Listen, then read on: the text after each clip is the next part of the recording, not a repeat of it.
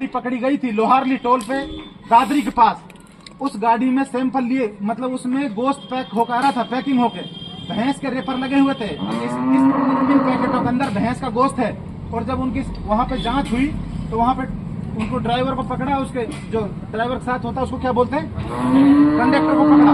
Conductor को जब पकड़ा और उस गाड़ी में से सैंपल लिया और फोरेंसिक लैब मथुरा में भेजा। उस सैंपल को किसकी जांच कराएंगे, किसी के पास, मुखबिर के पास उसकी जानकारी थी। मुखबिर जी भी पंडित जी थे और वो गाजियाबाद के रहने वाले थे।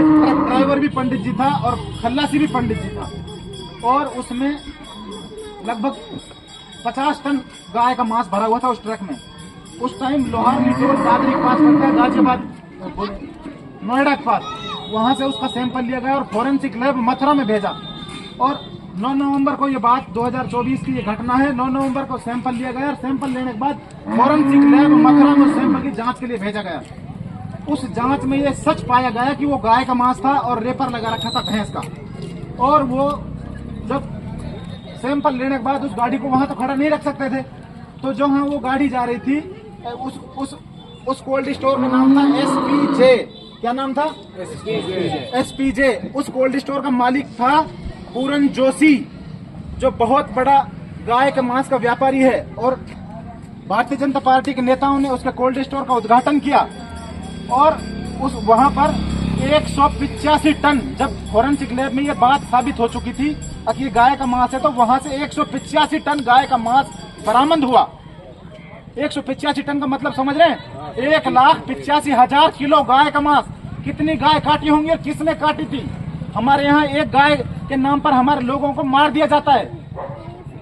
आप ध्यान, समझ में आ रही है बात?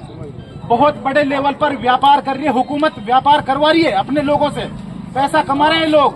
और बहुत सारे लोग गाय को राष्ट्रीय पशु बनाने की मांग कर रहे हैं, लेकिन नहीं बना रहे हैं क्योंकि पार्टी के लिए बड़े स्तर पर करोड़ों रुपए का चंदा वहां से आ रहा है।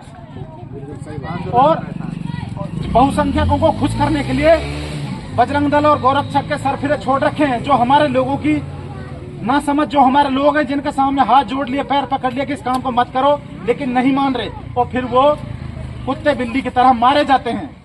और दूसरी तरफ ये लोग व्यापार कर रहे हैं बड़े स्तर पर। ये समझो, ये बहुत बड़ा खेल रचा जा रहा है यहाँ। अभी 10 दिन पहले की बात है, 10 से 15 दिन पहले की, 2 ठाकुर और 2 गुजर पकड़े गए थे फरीदाबाद में। नौजवान थे दोनों। पूरे फरीदाबाद की गाय सप्लाई कर दी उन्होंने कत्ल खानों में। और तुम तो 1-2 किलो के लिए, और कई बार तो तुम्हारे पास उसका मुर्गे का चिकन होता है और उसको जबरदस्ती गाय का मांस बनाकर तुम्हारी जान ले ली जाती है। अपनी जान की कीमत समझो, गलत कामों को छोड़ो। ये इन्हीं के लोग इनके लिए तैयार बैठे हैं। इनको पूरा सिस्टम कोलैप्स हो चुका है, सरकार पूरी तरह से विफल है, पूरे देश में अफरा तफरी मची हुई है, कोई भी चीज कंट्रोल नहीं है, पूरा देश पूंजीपतियों के हाथ में चला गया है। और बार बार ये कहा गया है कि कॉन्स्टिट्यूशन में भी, हमारे देश के संविधान में भी है कि हमारे देश के जो संसाधन है किसी भी एक उद्योगपति के पास ना इकट्ठे हों।